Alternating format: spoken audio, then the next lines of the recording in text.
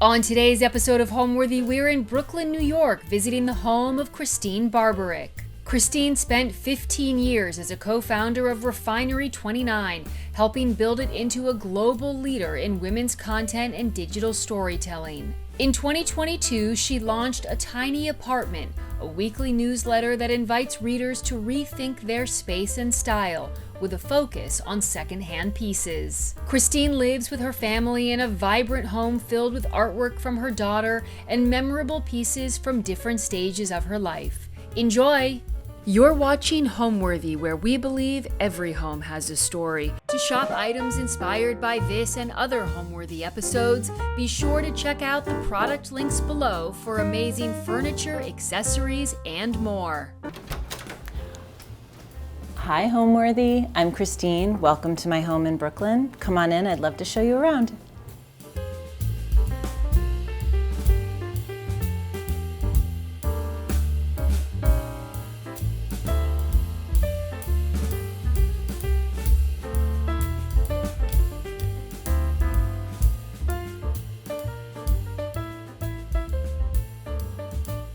We are in Brooklyn Heights, which is a historic neighborhood in Brooklyn and in New York. And we have lived here, my partner and I, Kevin, moved in here about 11 years ago.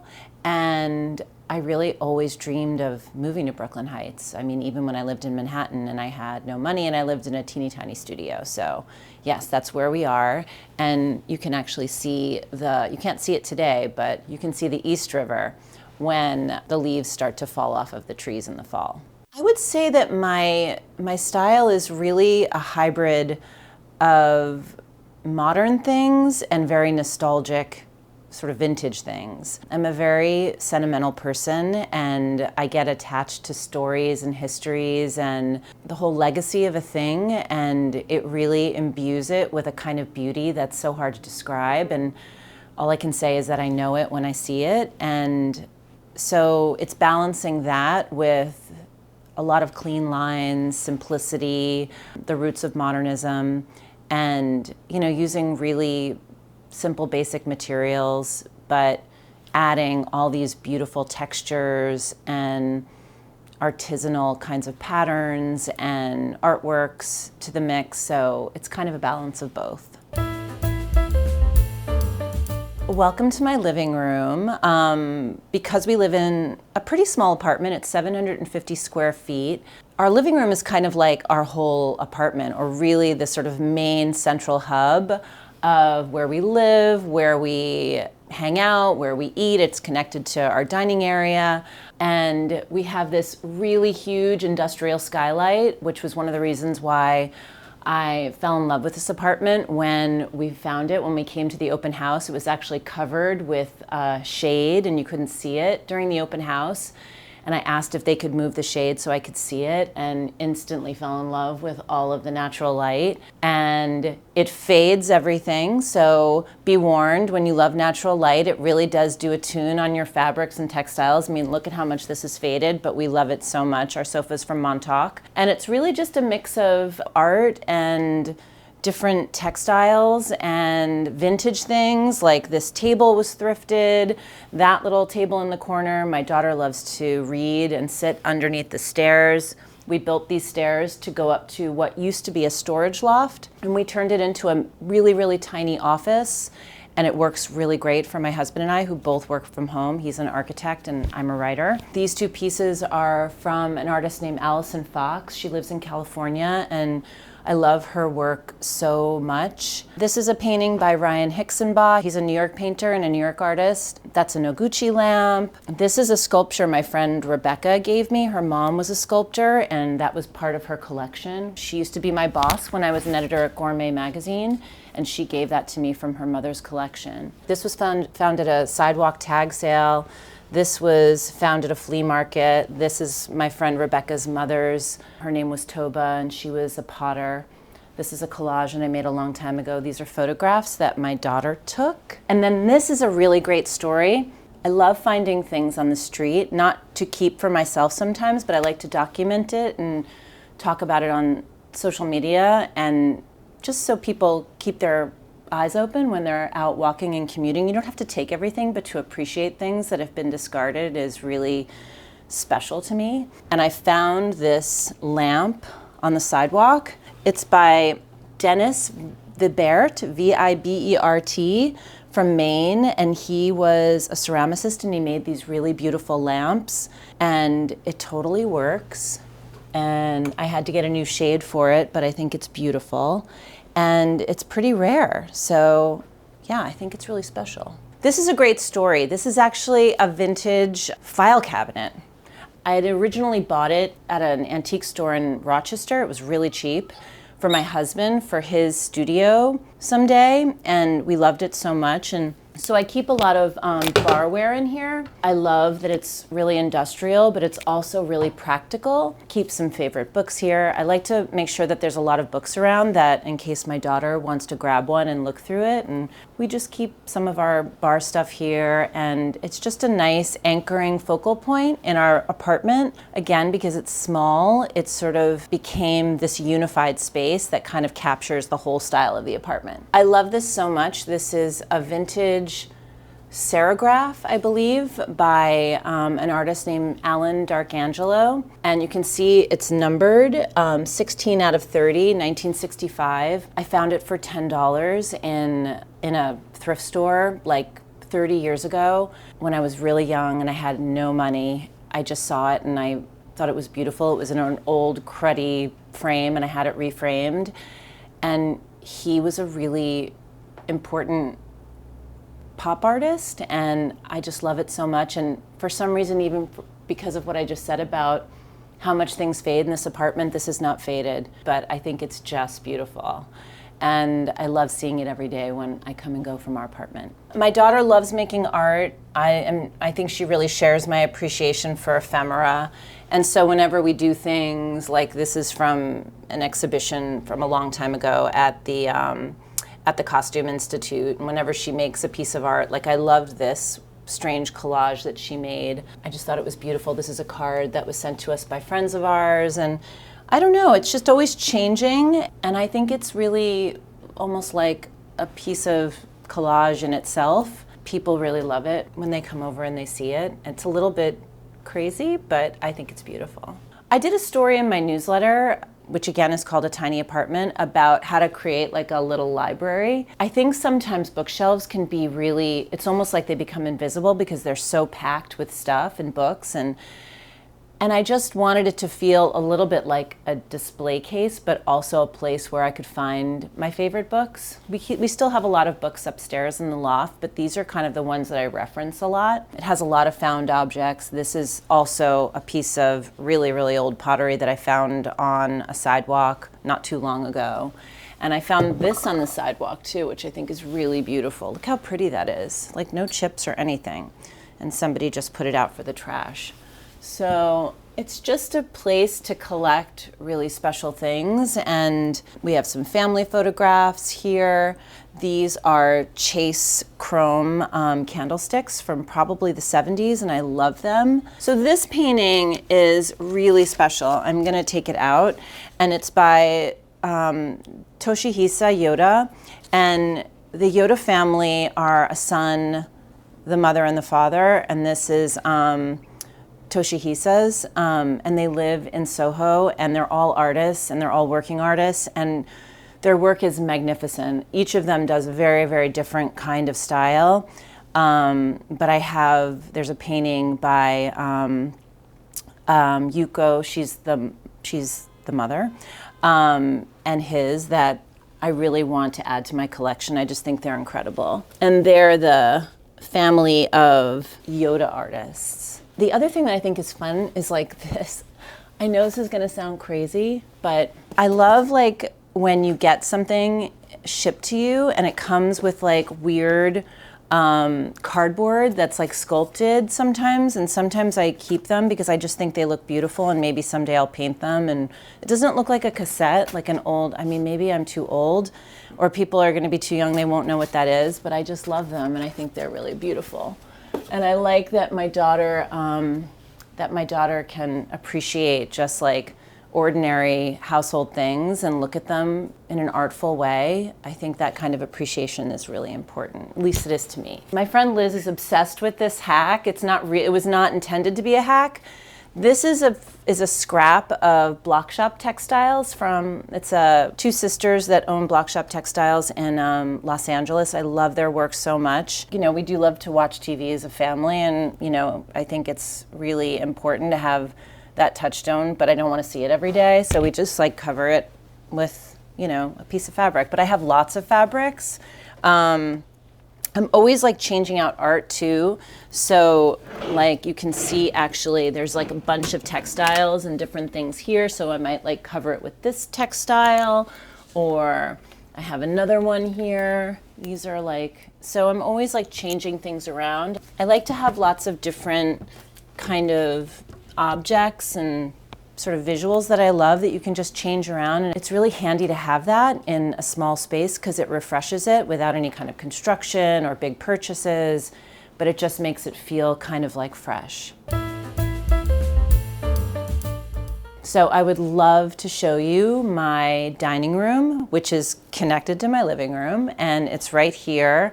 And really the main event of our dining room is this table, which I don't know how well you can see it, but it was designed by my friend Noah Phillips of the design studio Foreign National. And it was because this space in front of this window, when we renovated our apartment, this was a really tiny window and it had like two little doors that I guess it was supposed to, at one point, to overlook the river. But it was really dangerous, so we actually had it replaced with a picture window.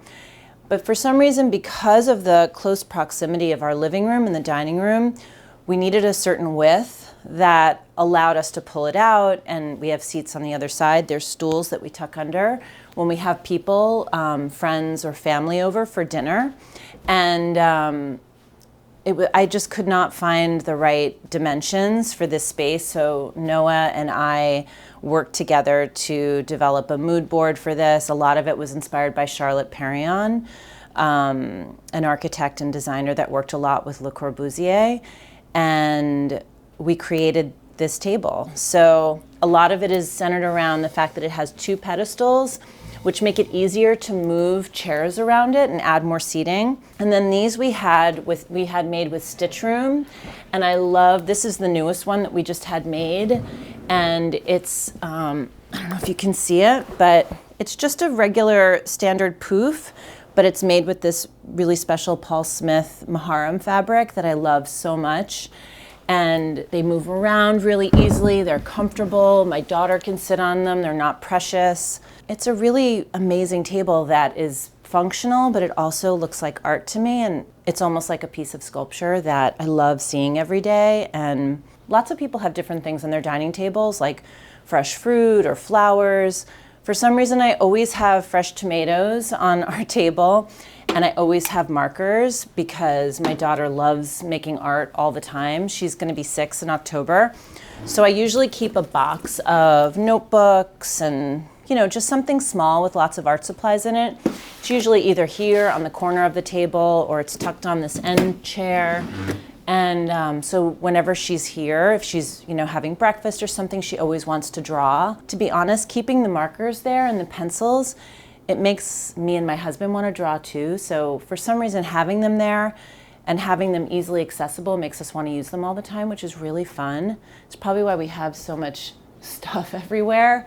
But yeah, we love our dining room. I mean, it is really a magical place to sit and have tea or sit with a friend, or sometimes if it's, you know, to have a change of space from the upstairs office to come down here with my laptop and write and look out the window.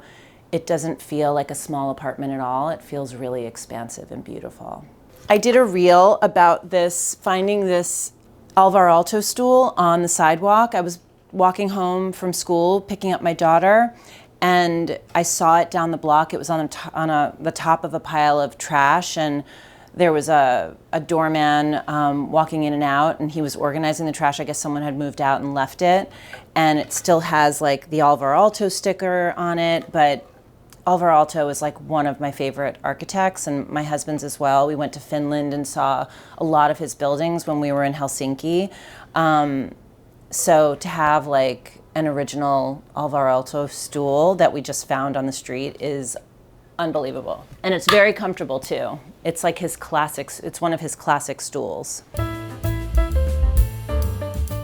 I'd love to show you the kitchen. Like everything else, it's kind of connected to the rest of the apartment. First of all, I love this Donna Wilson mug. She makes beautiful ceramics. She's based in London. Oh, and these are Alvar Aalto stools too. I forgot to mention these. When we moved into this apartment, there was nothing here, and I think it was sort of an unexpected move to have a concrete sort of bar made. My husband found this third generation family out in Bay Ridge that make all this incredible concrete stuff. And they made this for us. We got to go out there and watch them mix different proportions to get the right color and the right texture. It was really, really fun to do that with them. And it's a really wonderful place to gather with friends, to have coffee in the morning. My husband really loves working here. You know, having a small kitchen isn't for everybody. We can't keep all of our stuff out, but I also don't like to have all my stuff away either, because that's not really high functioning for us. Like, we have a rice cooker, we have an air fryer, my Bodum tea kettle is really important to me. I found these pendant lamps on eBay like 20 years ago before I even had a home, and they're old Rolleiflex. I think it's Rolleiflex, I think that's how you say it, but I love them so much.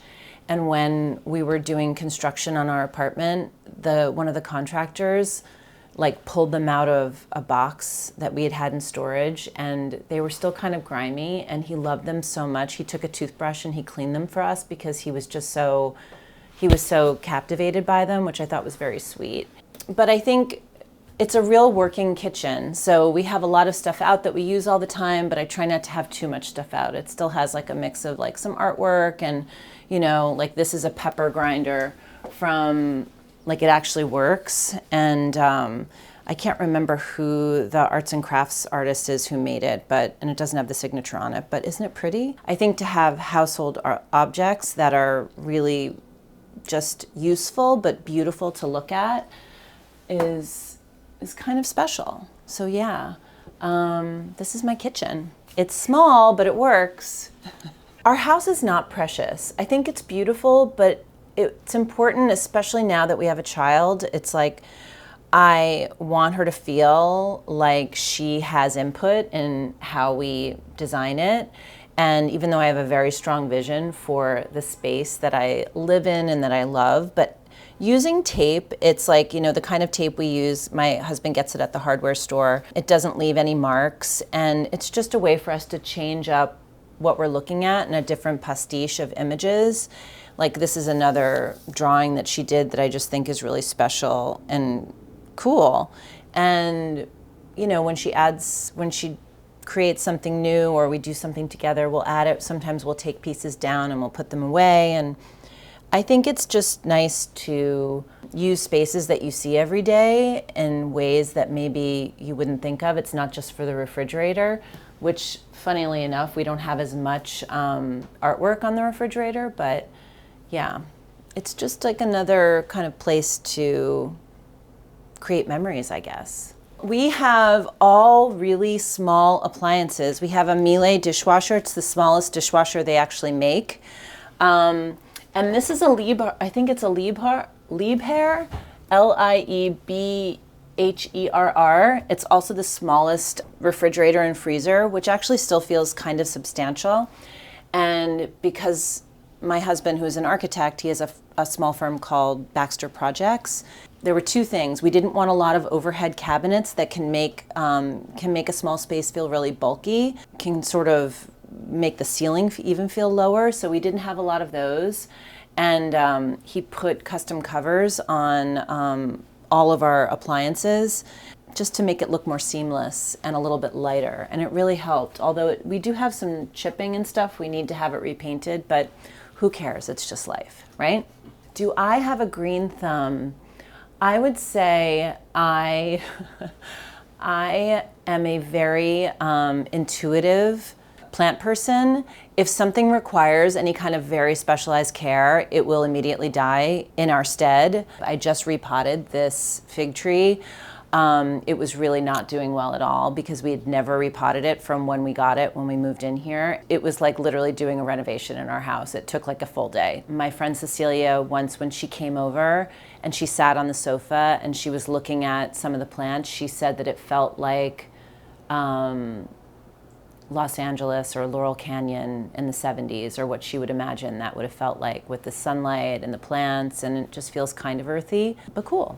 So yeah, I like plants. Let's go to the bedroom, but on the way, this hallway right here is pretty special because it was kind of a dead space when we moved in. My husband cut out some of, well, first of all, his closet is here. You'd never even know it was here. We made the hallway a little bit narrower so we could have some hidden storage in here. This is where we keep our coats, and this is his closet. And even though we took some space away from the two bedrooms, my daughter's bedroom and our bedroom, he made the flow so much more open and pleasant. Like, I didn't realize, sometimes when you have less space, if it's better organized, it actually feels more spacious, and he's really, really good at that. So I love the hallway. This is a piece of work that I have from Tom Francis, who is an art professor at Savannah College of Art and Design, and it's called Dollars and Cents, and it's been here since we moved in, and I love it so much. It just makes me really happy. Now we could talk about our bedroom. We're talking about a 750 square foot apartment.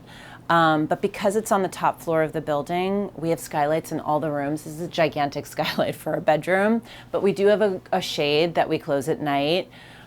And it's pretty small. I mean, I think this room is about 70 square feet or 80 square feet, but my husband created a really beautiful closet for me, and we have storage above, which is awesome. And I just love it. I find it so soothing, and we try not to have too much clutter here. We didn't have room for all my shoes in the closet, so we created this tower that's tucked away in what would have been just like a lost corner. And it's also one of the things in our apartment when we have friends come over, they're always like, "Oh my God, I love your shoe tower." And then, I don't know about you, but I kind of hate dressers. They always seem kind of like wonky or old-fashioned, or they don't hold enough stuff. So we created these custom cabinets with a local carpenter. It made a huge difference because we could make them a little bit bigger, but a little bit less deep. So they fit this space really well. And I like that they kind of flow into the wall. I also really love an accent chair, even in a small space. I feel like everyone needs a spot to just chill out and get away from your family sometimes, or when things just feel kind of overwhelming or exhausting. And I actually really love coming in here and having a cup of tea and closing the door. And there's always going to be a mix of artwork. This is an old Andy Warhol poster that we had framed. This is a collage that I also found on the sidewalk in Brooklyn Heights, and I love it. I think it's really beautiful. And it's the coziest spot in our apartment. My daughter loves coming in here and watching a movie with me or reading together. It's pretty special. I have a thing for vintage quilts. This is one of them. And I found this. You can actually see the edges are really frayed. I bought it at an antique store, and it actually was the quilt that the owner of the store had in her childhood bedroom in the Midwest. And I couldn't believe that she was selling it. She just seemed like someone that wanted somebody to appreciate this quilt that she had. So I hand washed it when we brought it home, and it just is, I think it's beautiful. I mean, I really struggled with whether or not to keep it on the bed or hang it up on a wall as a textile, but we didn't even have a wall that was big enough to accommodate it, so it's on our bed. Yeah, I love a quilt. I always have, like, you can actually see I have a couple more quilts down here, and here's more fabric swatches. Sometimes I put like spare fabric swatches on the foot of the bed. I think it's something I love to look for in thrift stores and antique stores, is like fabric remnants. You can do so many things with them as tablecloths for outdoor tables, or, you know, if you're just having a friend over for coffee, it's just to make things look a little bit different and cool is fun. This is from a collage that my friend Suzanne Lagassa, she's the creative director at Dwell magazine. She and her daughter made it for me and my daughter. This is a drawing that my 5-year-old daughter did of our countertop, the concrete countertop, and she drew everything on the countertop, including the bag of our cat treats, which I thought is hilarious. This is one of her drawings. This is a note from my dear friend Dree. I love Yoko Ono. This is an original photograph of George Harrison, but I have like an old 1980s paparazzi photograph of Yoko Ono that I had framed. I love her so much. I mean, can you tell I love Yoko? And this is a dog named Juno. It was my first foster dog. And the woman who adopted Juno from me when I was fostering her, she's an artist that lives in Brooklyn Heights. Her name is Janet Zweig. And she was another reason why we moved here, because she became a really dear friend, and she's still our dear friend. Juno passed away 2 years ago, which was really heartbreaking, but also such a lifetime to have, you know, just lived nearby her. And anyway, I love her, so I always keep a picture of her there. I got this lamp at Brimfield, and it was another thing where I had to find a shade that fit it, and I love it. It's really beautiful. Lamps is also something that I find very, very hard to find. A lot of new lamps just look really cheap and yucky, and they don't actually have really nice light. This one is perfect. It's really perfect. Because we don't have a lot of space, I like to use my closet doors as kind of styling opportunities, and sometimes I just like to pull out things like this Marc Jacobs dress that a friend actually just borrowed for a photo shoot. I think it's beautiful, and I don't want it to sit in the closet where people can't really see it, so this is a Blanca blazer, and this is just a vintage bag, so I'll just change them up sometimes. It gives me new outfit ideas. Sometimes I get into a rut like everybody does, and I think using your closet door as like a kind of a decorating opportunity is fun. In the wintertime too, because we don't have a ton of closet space, and I love a coat. I love statement coats. I'll actually put a few coats on these hooks so I have just more variety and I can keep them out. I have one of them over here. I had my husband put this secret hook over here where I keep a lot of my vintage, like vintage that I don't necessarily want to be hidden. But I don't necessarily use it all the time. But I have, like, this is a gorgeous dress that my friend Tia Chobani designed when she used to do women's wear. Isn't it amazing? But I don't want it to be in a closet, so I really love having it just somewhere where I can see a peek of it. It just makes me really happy.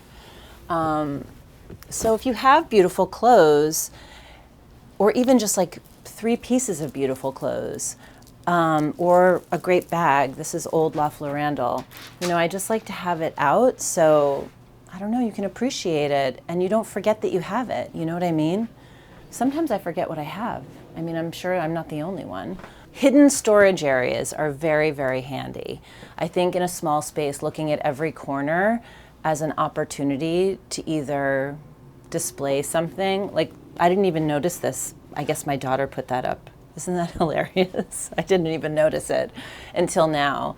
Yeah, so I think trying to always look for new opportunities to see your home in a new way is a big part of my newsletter, so people can appreciate their spaces and really get the most out of them, even if they're small or awkward or temporary. That's kind of the basis of my newsletter, and what I love writing about the most is, like, how do we make our spaces a really true reflection of ourselves, and the kind of lives that we want. So right next door to our bedroom is my daughter's bedroom, which is officially, other than the bathroom, the smallest room in the house. It started out as a guest room. My daughter wasn't born when we bought the apartment, and one of my favorite things about her room is the fact that we painted it this really dark, it's almost like navy blue, charcoal gray. It almost looks black sometimes. And we wanted the guest room to really feel soothing and cozy and safe, and really kind of building on this idea that it's tiny, so we wanted it to feel almost womb-like. And we didn't change it when it became her bedroom, because I just had a feeling that she would sleep well here, and she always has. So I definitely encourage you, if you have a really tiny room, to consider painting it a darker color. And also, we used Faro and Ball. I think this is Railings. I think that's the color. Or Downpipe. I can't remember which one it is. But Faro and Ball uses a lot of natural materials like clay in their formulations. I believe it's clay. So when light comes through at different times, it almost looks, sometimes it looks a little greener, sometimes it looks a little bluer. And I just love it. So the paint color is a really big part of what makes this room special. And I love that my husband built these custom cabinets for our laundry room. So it's like a little secret laundry room. You know, we have like a linen closet in here, we have a little laundry hamper, and then we have a little bit more winter storage up here. This is a nugget that my daughter will pull out when she has friends over and they're playing.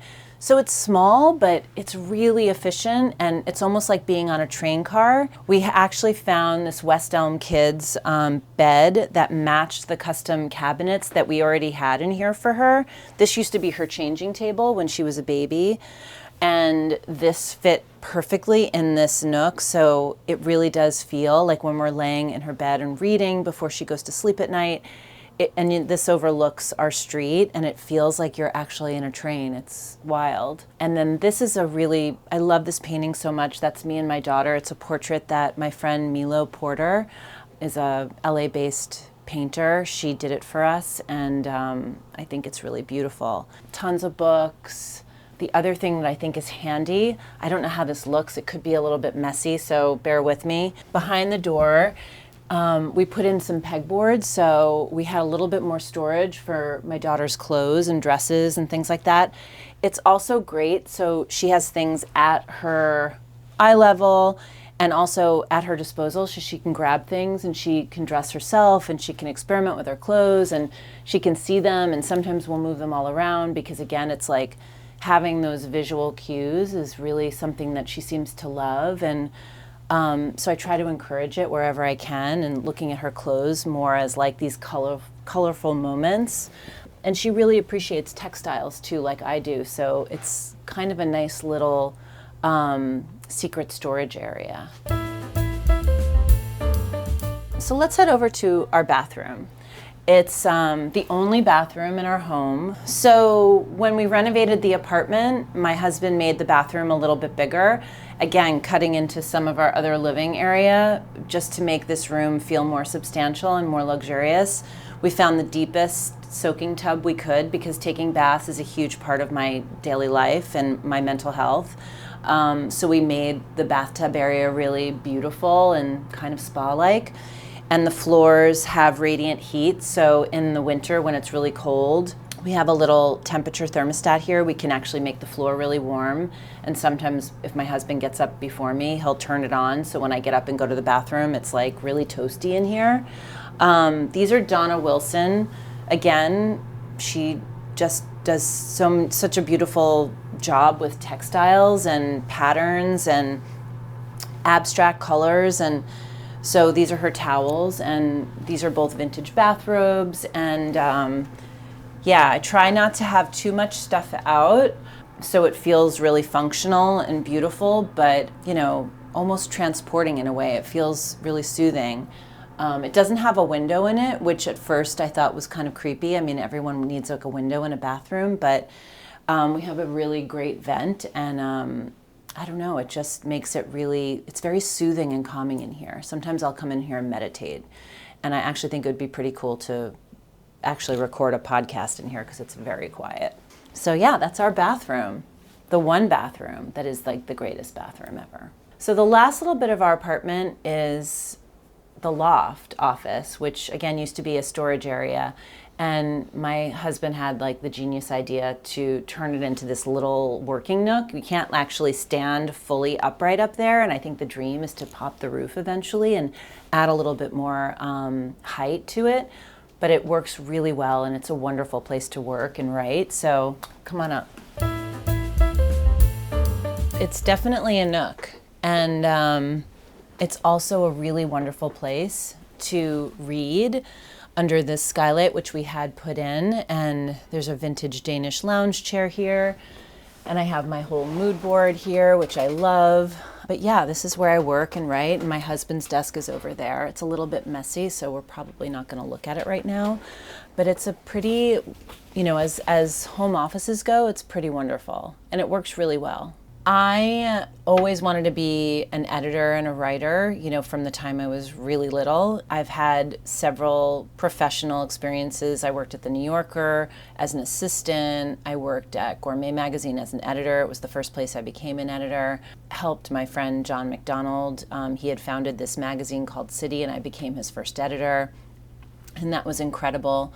And then starting Refinery in 2005 with 3 other co-founders was really, at the dawn of the internet as we know it today, was really extraordinary.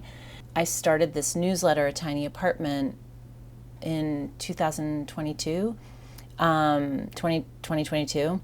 and it's interesting that it's sort of going back to the beginning of the internet and I guess blogging and writing again and doing things on my own with a small team. My friend Landon helps me as an editor and a creative director, and it's been really fortifying to relearn how to be a writer and also how to create a newsletter that I hope is really inspiring and resourceful and feels additive in people's lives and not like more garbage. So building and growing this newsletter, A Tiny Apartment, is really what I'm super passionate about now, and really helping to draw more attention to this idea that our spaces are really a reflection of our lives and what we want to create, and how we actually take care of them and tend to them has so much to do with our style and vice versa. And I really love that small spaces can have this very expansive kind of impact in our lives, especially when we pay more attention to them. I think that because I use my desk every single day, it has such a palpable energy to it. So I try to burn incense up here. I have this wonderful spray by Sangre de Fruta. This one is jasmine, and it's just really nice to just like spray it up here to make the air feel fresh. And it's kind of like my cue to myself that I'm about to work. And I have a journal, and I just make sure that it's a really inspiring space, that it's not just about work, but when I come here, I'm going to feel inspired, I'm going to feel motivated, I'm going to feel like I'm going to have some new ideas. So making it as fun and moving as it is a productive workspace is really important to me. I think that's why having a dream board is like, I'm always changing things around and taking things down and putting them back up. And it's just almost like a physical manifestation of my brain. And it's like cleaning out your brain pretty regularly. Home means safety and a sense of belonging, and it also means the freedom to express myself and a safe space to experiment and take risks. And it's kind of my own personal laboratory to continually discover who I am and what I want to create in the world. That's what my home is to me. Thanks, Homeworthy, for coming over to see my apartment. I'll see you next time. Thanks for watching. Go to homeworthy.com for exclusive content and shopping guides.